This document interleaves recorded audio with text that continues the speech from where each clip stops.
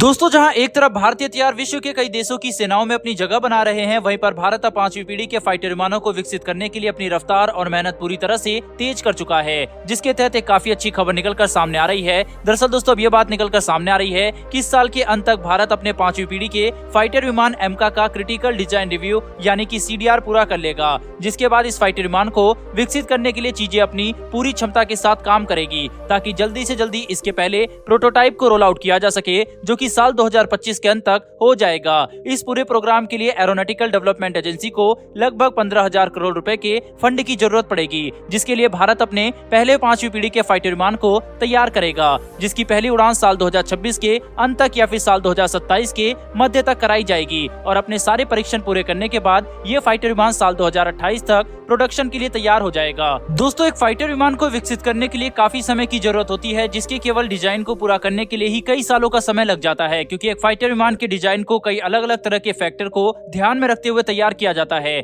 जैसे कि उस फाइटर विमान की असली मकसद क्या होगा, इसका इस्तेमाल अधिकतर किस जगह हो या फिर कैसे ऑपरेशन में किया जाना है। ऐसी चीजों को ध्यान में रखते हुए एक फाइटर जेट का डिजाइन तैयार किया जाता है, जिसे पूरा करने में कई बार सालों का समय लग जाता है और कई सारे डिजाइन को रिजेक्ट भी किया जाता है। इसके अलावा जो डिजाइन बनकर तैयार होता है, उसमें भी लगातार परीक्षण होते रहते हैं और बदलाव किए जाते हैं, जो कि अंत में क्रिटिकल डिजाइन रिव्यू यानी कि CDR के बाद ही पूरा होता है। दोस्तों, अगर आसान भाषा में बताया जाए तो CDR यानी कि क्रिटिकल डिजाइन रिव्यू के पूरा होने का मतलब यह है कि अब एमका फाइटर विमान का डिजाइन पूरी तरह से फाइनल कर लिया गया है। अब उसमें किसी भी तरह के बदलाव होने की कोई जरूरत नहीं होगी, जो कि अगर सब कुछ सही रहता है तो साल के अंत तक पूरा कर लिया जाएगा। हमारे 5वीं पीढ़ी के फाइटर विमान का CDR पूरा हो जाना एक काफी बड़ी उपलब्धि होगी, जिसके बाद भारत के लिए इस फाइटर विमान को हकीकत में बदलना और ज्यादा आसान हो जाएगा। फिलहाल के लिए हमें ये बात पता है कि भारतीय वायुसेना शुरुआती दौर में एमका फाइटर विमान के लगभग 6 स्क्वाड्रंस को खरीदने वाली है, जिसे अपने भविष्य की जरूरतों को ध्यान में रखते हुए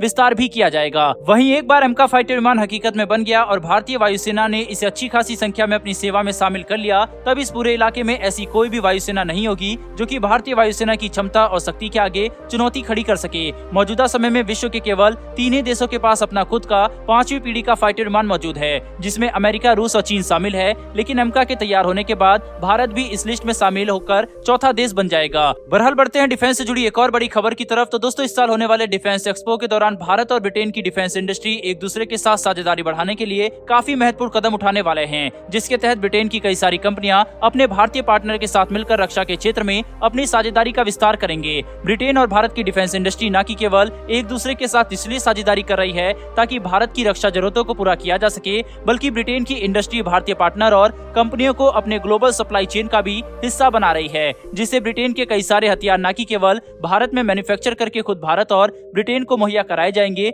बल्कि पूरे विश्व में भी इनका निर्यात किया जाएगा, जो कि भारत के लिए काफी अच्छी खबर है। ब्रिटेन और भारत की प्राइवेट और सरकारी कंपनियां एक दूसरे के साथ मिलकर पहले से ही कई महत्वपूर्ण हथियार और रक्षा उपकरणों को लेकर साझेदारी कर रही है, जिसके तहत ब्रिटेन की कंपनी रॉल्स रॉयस ने भारत की हिंदुस्तान एरोनॉटिक्स लिमिटेड के साथ मिलकर भारत के अंदर अपने MT-30 मैरीटाइम इंजन्स के लिए एक पैकेजिंग, इंस्टॉलेशन, मार्केटिंग और सपोर्ट सर्विस स्थापित की है। वहीं पर इसके अलावा ब्रिटेन की थेल्स और भारत की BDL ने पहले ही V-शोर्ड मैनपेड्स की भारत के अंदर प्रोडक्शन को लेकर एक एग्रीमेंट साइन कर लिया है, जिसके तहत इन मिसाइलों का निर्माण करके न कि केवल भारतीय सेना बल्कि ब्रिटेन की सेना को भी सप्लाई किए जाएंगे और इनके अंदर एक भारतीय लेजर बीम राइडिंग मैनपेड सिस्टम लगा होगा। वहीं इसके साथ ही MBDA और BDL SRAM मिसाइल को लेकर भी एक दूसरे के साथ साझेदारी कर रहे हैं, जिसे बहुत जल्दी भारत के तेजस में भी इंटीग्रेट किया जा सकता है। कुल मिलाकर देखा जाए तो भारत और ब्रिटेन की प्राइवेट और सरकारी कंपनियां एक दूसरे के साथ रक्षा के क्षेत्र में अपनी साझेदारी को काफी तेजी से बढ़ा रहे हैं और इस साल होने वाले डिफेंस एक्सपो इस साझेदारी को एक नए स्तर पर ले जाने के लिए एक काफी अहम साबित होगा।